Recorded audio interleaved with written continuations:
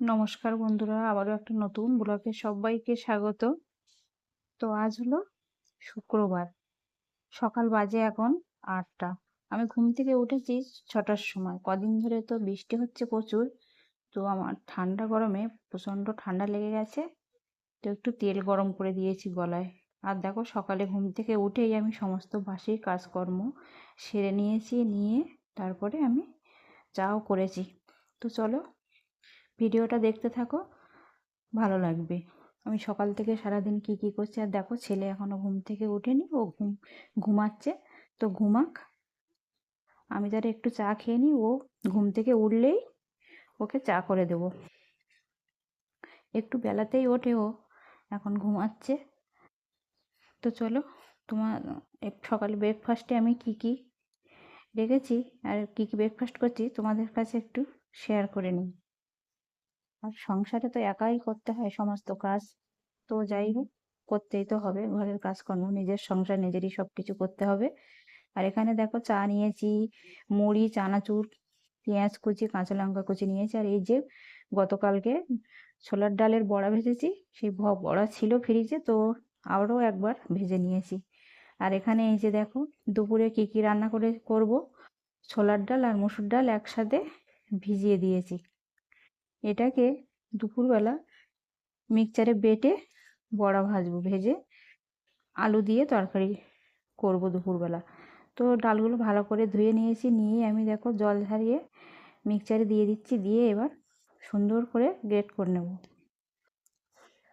এই যে দেখো, হয়ে গেছে, কি সুন্দর হয়েছে মিক্স। আর এই ছোলার ডালের বড়া তোমরা কে কে খেতে ভালোবাসো অবশ্যই কমেন্টে জানিও। আমার তো ভীষণ ভালো লাগে। ওই যে আরেকটা ডাল আছে না, বুটের ডাল হয়, ওটাতেও করলেও ভালো হয়। তবে এতটা করব না, কিছুটা রেখে দিচ্ছি, অন্যদিন কিছু একটা করব। আর কিছুটা রেখে দিলাম ফ্রিজে, আর কিছুটা নিয়ে নিয়েছি, হাফের বেশিটা রেখে দিয়েছি। আর এই যে দেখো, ভালো করে নিয়েছি, নিয়ে সুন্দর মিক্সড করে নিয়েছি। আর সাথে দেখো, এই যে আদা কুচি, কাঁচা লঙ্কা কুচি, পেঁয়াজ কুচি করে নিয়েছি, সাথে নুন, হলুদ। আর এই যে আলু আর ডাঁটা দিয়ে ঝোল করব। এখানে টমেটো কেটে নিয়েছি 1 পিস। তো চলো এবার বড়াগুলো ভেজে নিই একে একে। সব উপকরণগুলো আমি দিয়ে দিলাম, পরিমাণ মতন নুন দিয়ে দিচ্ছি, তারপরে দিয়ে দিলাম একটু 2 স্পুন হলুদের গুঁড়ো। অনেকটাই পেঁয়াজ কুচিয়ে রেখেছি, পেঁয়াজ কুচিটা বেশি দেবো, কারণ পেঁয়াজটা দিলে বেশ ভালোই লাগে। আর এখানে কিছুটা আদা কুচি, কাঁচা কাঁচা পাকা লঙ্কা 2 রকমই আছে, দিয়ে দিলাম পরিমাণ মতো, দিয়ে ভালো করে মিক্সড করে নেব। এটা হাত দিয়ে না করলে হয় না, চামচ দিয়ে হচ্ছিল না, ওই জন্য হাত দিয়ে করে নিলাম। আর এখানে কড়াইটা বসিয়ে দিয়েছি, দিয়ে সর্ষের তেল দিয়ে দিয়েছি। এটা আমি সর্ষের তেলে ভাজবো। সর্ষের তেলে ভাজলে আর কি দারুণ টেস্ট হয়। তো দিয়ে দেখো, বড়াগুলো আমি ভেজে নিচ্ছি একে একে দিয়ে। আর খেতেও কিন্তু দারুণ হয়। ধরো ঘরে মাছ নেই, তো কি রান্না করব ভাবছিলাম, তো ভাবলাম যে এই ডালের বড়া ভেজে একটা তরকারি বানাই আর কি। সাথে আর একটা তরকারি বানিয়েছি, শাক ভাজা করেছি। তো শাকটা আগেই আমি ভেজে নিয়েছি। আর এখানে দেখো, এই যে বড়াগুলো ভেজে নিচ্ছি। এটা একটু বড়াটা ভাজতে একটু লেট হয়, কারণ ডালগুলো ভিজবে। রাতের বেলায় আমি ডালগুলো ভিজিয়ে রেখেছিলাম,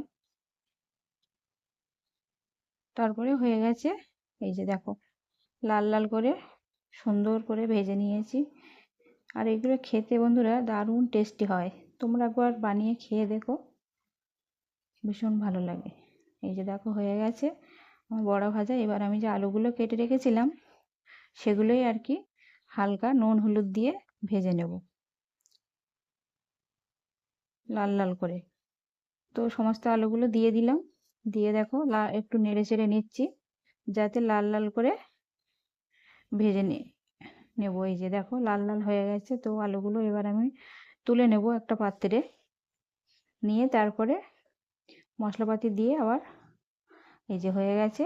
তো আমি একটা প্লেটে তুলে নিলাম আলুগুলো, দিয়ে এবার ওই কড়াইতে একটু 5 ফোড়ন দিয়েছি, দিয়ে দেখো একটু সামান্য নেড়ে চেড়ে নিয়েছি, নিয়ে এবার আদা কুচি, কাঁচা লঙ্কা আর একটি তেজপাতা কেটে দিলাম, দিয়ে একটু ভালো করে পেঁয়াজটা ব্রাউন কালার করে ভেজে নেব। পেঁয়াজগুলো ভাজা হয়ে গেছে, এবার দিয়ে দিলাম আদা রসুনের পেস্ট, কাঁচা পাকা লঙ্কা আমি বেটে রেখেছিলাম। আর বাটা মশলা দিয়েই রেসিপিটা বানাবো। ভালো করে আমি একটু নেড়ে নিয়েছি। এবার দেখো ধনে গুঁড়ো, জিরা গুঁড়ো দিয়ে দিচ্ছি 1 টিস্পুন করে। তো ভালো করে নাড়িয়ে নিয়েছি মশলাগুলোকে। এবার দিয়ে দিলাম যে একটা মিডিয়াম সাইজে টমেটো কেটে রেখেছিলাম, সেটাও দিয়ে দিলাম। দিয়ে এবার সর্বশেষ একটু একটু কি পরিমাণ মতনই নুন দিয়ে দিলাম, নুন আর হলুদ দিয়ে আরও 5 মিনিট ধরে একটু নেড়ে চেড়ে নেব।